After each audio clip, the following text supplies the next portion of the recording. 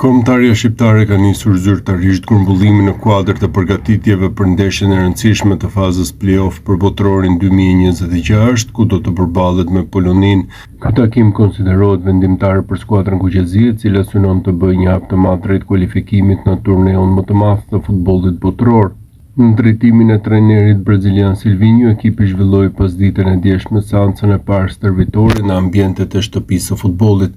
Kjo seancë u fokusua kryesisht në aspektin fizik dhe përgatitjen taktike, ku lojtarët punuan në palestër dhe më pas kaluan në fushë për ushtrime me topin dhe skema të ndryshme loje. Stafi teknik ka vendosur theks të veçantë të organizimit skuadrës dhe detajet, duke qenë se përballja ndaj Polonisë kërkon përqendrim maksimal dhe natyrisht përgatitje deri në detajet e fundit. Në këtë seancë të parë ishin të pranishëm 23 futbollistë nga lista që ka 26 lojtarë.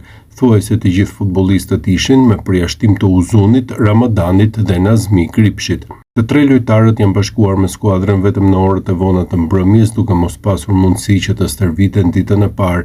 Mungesa e tyre në seancën e parë lidhej me arsye të ndryshme, ku Uzuni dhe Kripshi nuk arritën në kohë për shkak të udhëtimit nga klubet e tyre, ndërsa Ramadani për një arsye familjare shumë të veçantë pasi është bërë baba për herë të tretë, pikërisht ditën e djeshme. Sipas programit të përgatitur, kombëtarja do të vijojë përgatitjet intensive dhe ditën e sotme me një tjetër seancë stërvitore në shtëpinë e futbollit, ku grupi pritet të jetë i plot. Trajneri Silvinho pritet të eksperimentojë me disa alternativa në formacion, pasi ndeshja me Poloninë është shumë afër dhe nuk ka kohë për të humbur. Ekipi do të udhëtojë të mërkurën drejt Varshavës, ku do të zhvillohet ndeshja në datën 26 mars në orën 20:45. Kuqezinti pret natyrisht një ndeshje shumë e vështirë në një stadium të mbushur plot me ultras polak, teksa vetëm 5% e stadiumit do të jetë me tifozë shqiptar, aq sa e lejon dhe rregulloria për skuadrat udhëtuese.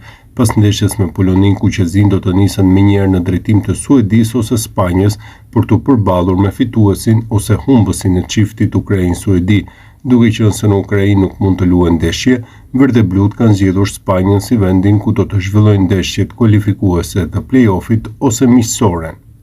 Duke pasur 3 mungesa në stërvitjen e parë, trajneri Silvinho ka menduar që të marrë dhe disa lojtarë nga kampionati shqiptar, të cilët janë vënë në dispozicion të stafit teknik, kështu Veçalit dhe Dajsinanit që ishin në listën e grumbullimit, edhe një numër i konsiderueshëm i lojtarëve nga kampionati ynë janë bashkuar në skuadrës.